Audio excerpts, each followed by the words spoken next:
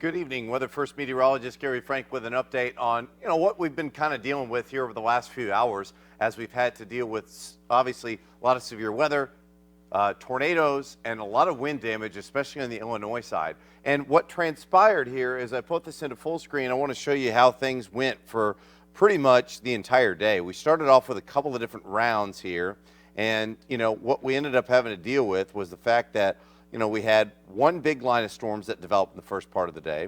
And now we have our little secondary line here that's kind of settling in, but not as severe. But watch this little boundary here, and that was what I kind of got my interest, is you could really see this boundary that kind of fired up right along the afternoon after we cleared out. And what I want to point out as we kind of wrap up our coverage from the severe weather as we go for the last 24 hours, what you're noticing here is really over the last 24 hours, watch how we had that first line of storms. And let me take all this other stuff off here right now because we don't have any active tornado watches or anything like that right now. But what we're still going to continue to see is look how things transpired in the morning. And this is the storm that we were tracking for you yesterday here. As this kind of pushed in, we had some storms here, and then storms really started to fire up to the south. And it was at about 5 or 6 in the morning, and that's where we had some of these issues here to the south. But watch how this area near Springfield moved to the south and eventually kind of hung in from Lesterville, Piedmont, pretty strong storms by 9:30, 10 o'clock. And once that moved through, we started to clear out pretty rapidly. And then storms really fired up right along this boundary.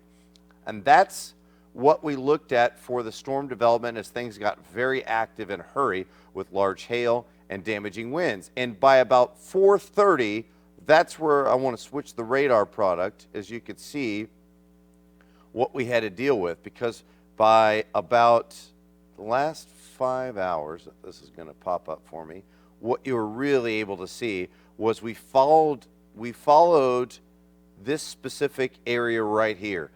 Talked about the South of Augusta, Gray Summit. As it started to hook out, you can really see this kind of well-defined area where it started to just have a little bit of a hook here in Gray Summit. And then that's the storm that eventually lofted some debris up in the atmosphere here. And when you saw that here from south of Fenton, that was more of a classic tornado signature here. You saw that here right as it crossed the river, and it crossed the river without issue, continued to hold that near Millstadt. And then watch the evolution of the storm. We had kind of a leading edge storm where I talked about some of the hooks on the leading edge of this and some wind damage as well. And then near Salem, I mean, some pretty significant wind damage as well. And then finally, this pushed out of here. Now, as we go to sleep, we are warning free and tornado watch free as well. But I want to point out that there are a couple of storms to the north that we're at least looking at here throughout this evening. And the couple of storms that we're looking at here are still away from Pike County, but they've got enough hail that we're at least going to take a look at them here for the next few minutes and kind of give you an update here, because for the last 30 minutes, you continue to deal with some of this hail. And it's kind of going back down, coming back up a little bit. Eventually, I think it's going to settle into our area where it's not too impactful, and you have areas that are already, things are pretty weak here. And so that's where I think we're going to see things as it reaches those locations to the south where it rained pretty significantly earlier. So what I do point out is the fact that once this moves through, it may hold together for areas to the north and then continue to fall apart. So we'll watch that. But overall, it's a pretty nice day. We're going to end up being really nice with temps in the low 80s by the afternoon.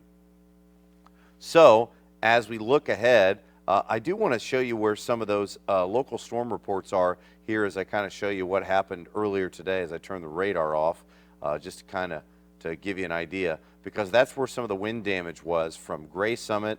That's where I think the tornado probably started, or at least wind damage was around, where you had multiple trees down, and then you had trees snapped that went from Fenton south in Melville. This is where more trees were down. We had wind damage. We had some significant trees on houses. There were a lot of significant storm reports as I turn on some of the other ones when it comes to wind and hail as well. So some pretty nasty storms that move through. And then you look at some reports for wind here, and that's where winds gusted around Shiloh, south of 64, 61 mile an hour wind. That was at Belleville. And then, some pretty significant wind gusts as well in Salem as well. And so, like I said, I think this is where probably our most significant wind was, 65 miles an hour. There could have even been some higher wind gusts here into Clay City as well. So that's where I saw some significant wind, where you had the time of those reports here. So like I mentioned, tomorrow much quieter now, and you can really see where right now temps at 66 degrees. So things much better here at this hour. And for the next several days, expect conditions to be much more pleasant.